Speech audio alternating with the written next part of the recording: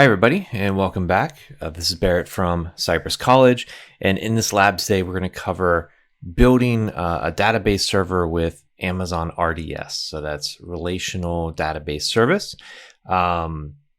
This is Amazon's managed database service. So this is for those who don't want to worry too much about the administrative side. You don't have to worry about updating the OS or anything like that. You just are focused on the database itself and the data within it. So as if you compare this to running like your own database on an EC2 instance, for example, that is where you would be completely responsible for updating the OS, making sure that that database is also updated and potentially free of vulnerabilities, things like that. But with RDS, Amazon takes care of most of that overhead. And as long as you are needing to work with one of the 6 database engines that it provides, so that's Amazon Aurora, Oracle, Microsoft SQL Server, PostgreSQL, MySQL, and MariaDB. So if those meet your requirements, then Amazon RDS could be the service for you. But essentially this lab is pretty straightforward. We're just going to launch an RDS database instance with high availability. So we're going to look at setting up a database subnet group so that it's sitting in 2 different availability zones in the private subnet. Also very important.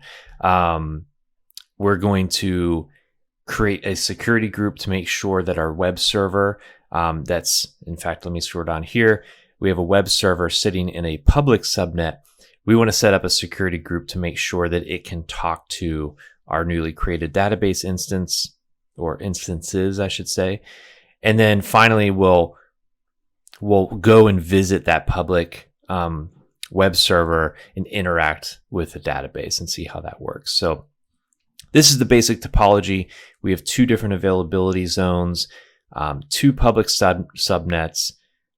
The web server is only deployed in this one public subnet, but as you can see here, we are going to set up the RDS to be highly available. So it's redundant. There's a master in availability zone 1, or A, I should say, and a secondary RDS in availability zone B.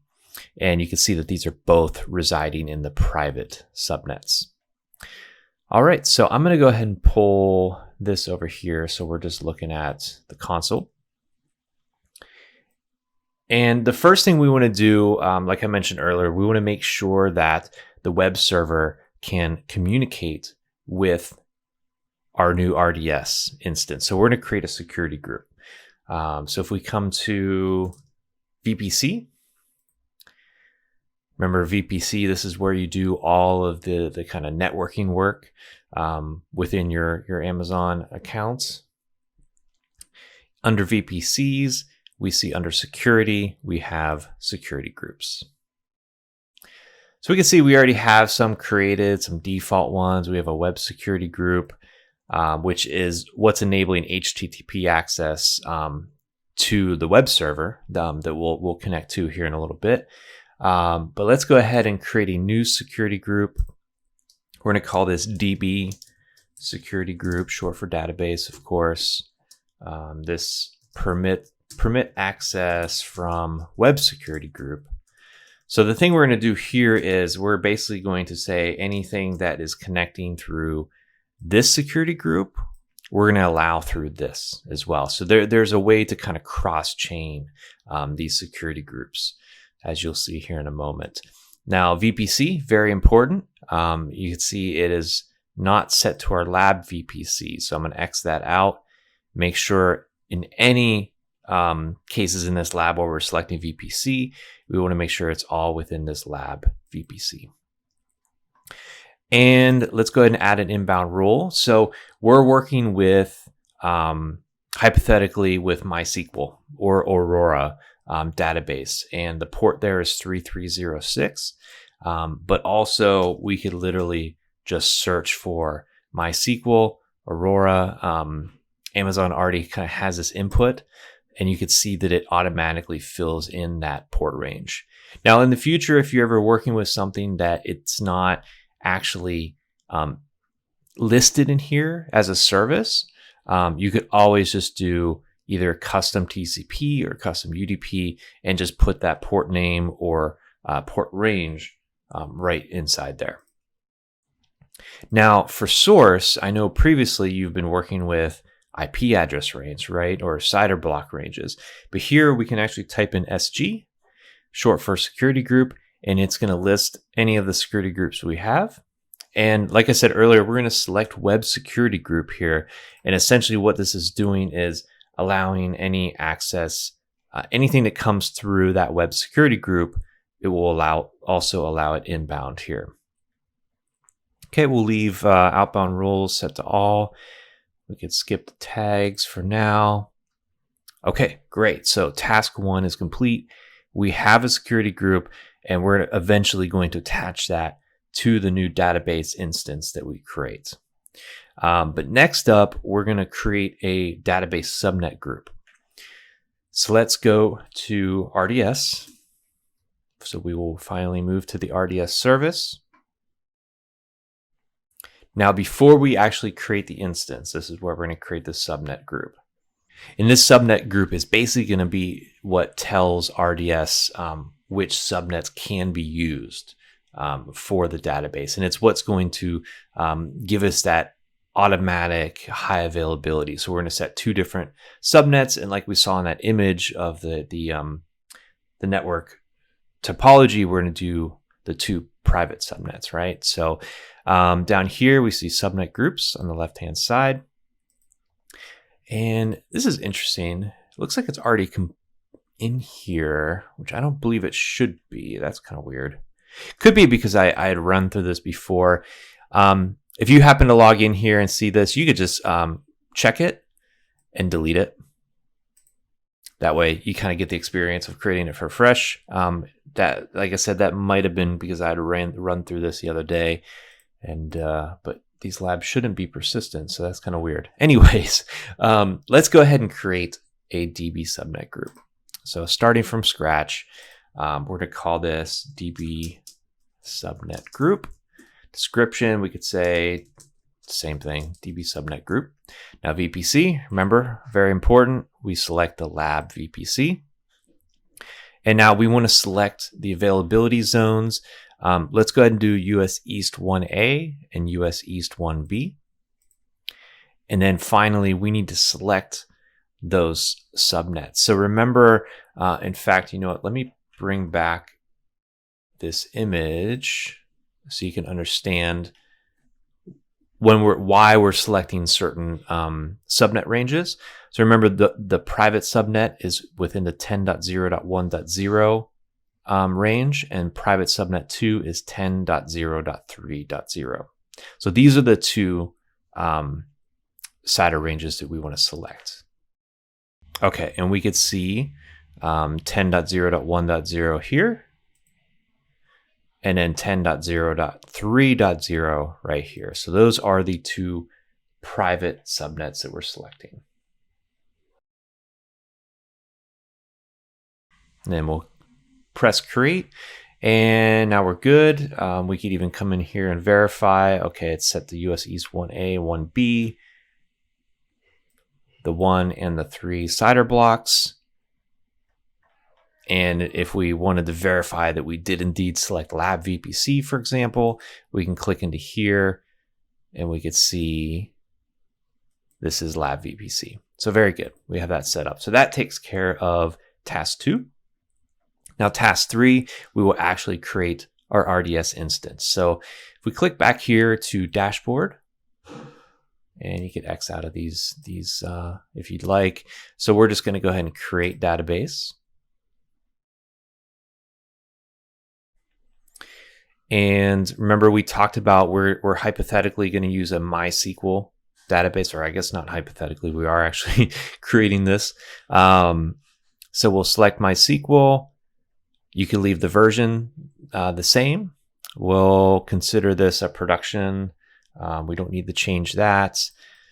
So DB instance identifier, let's go ahead and call this lab-db. Credentials, we'll change the master username to main. Master password, this is not a very strong password, but we'll use lab-password.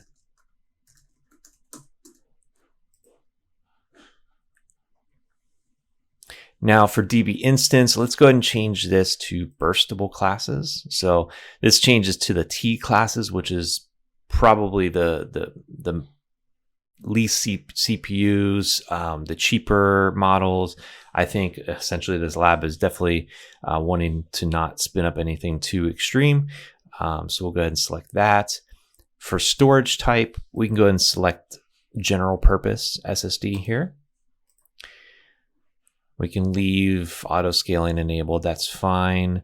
You can see here, this is where it's going to create that multi-AZ deployment. So because we've identified those two private subnets, it's going to create a standby instance in that other availability zone or subnet that we created or specified.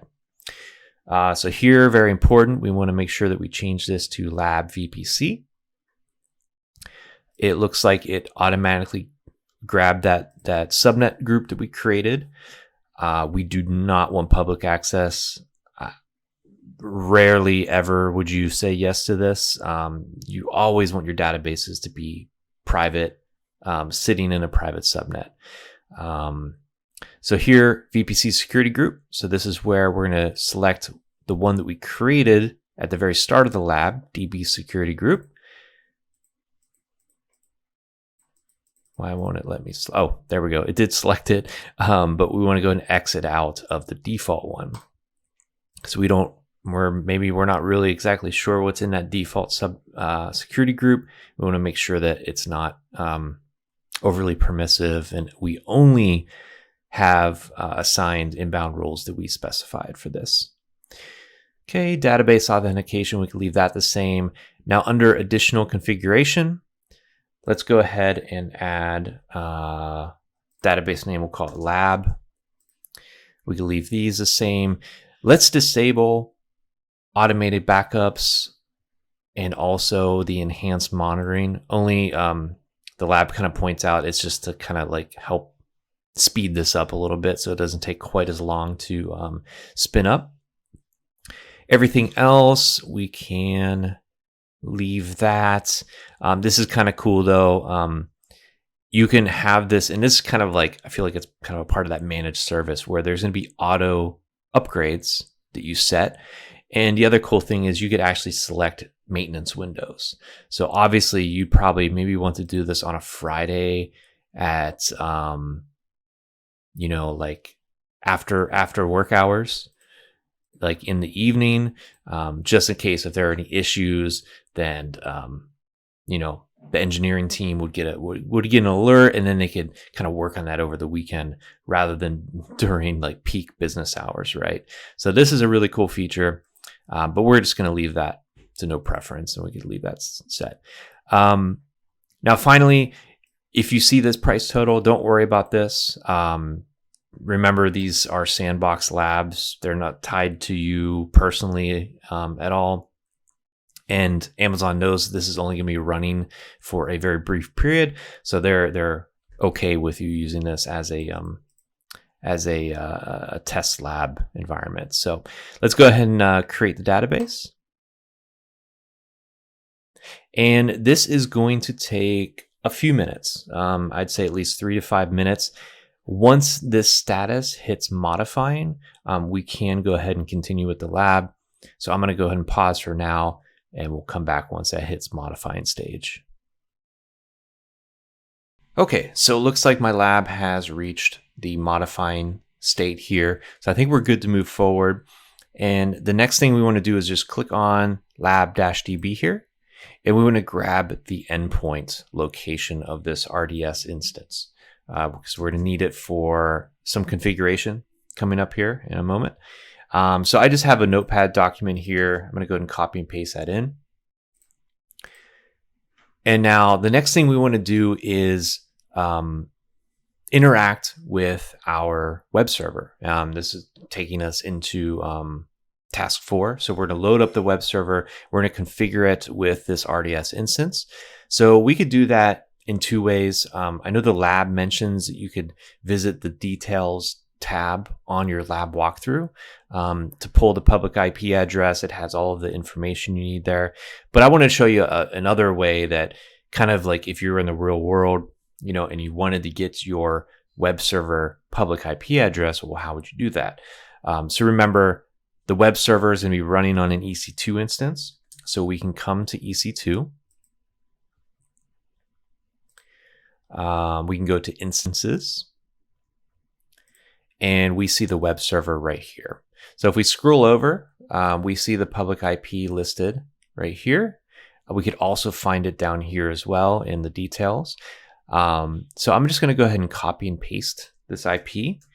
One thing I will mention, if you happen to click this link, now you could open this address directly and it's going to open in a new tab. But what I will say is you'll notice here it attempts to use HTTPS, which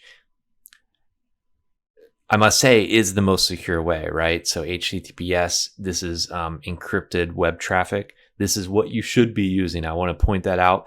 But a lot of times these free labs, they just kind of default to using just standard HTTP on port 80.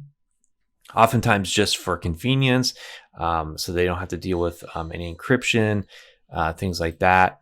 So if you click on this open address, it will not load properly because it's not, it's probably, if we went and looked, it's probably the security group is only allowing on port 80 and not port 443, which is for HTTPS.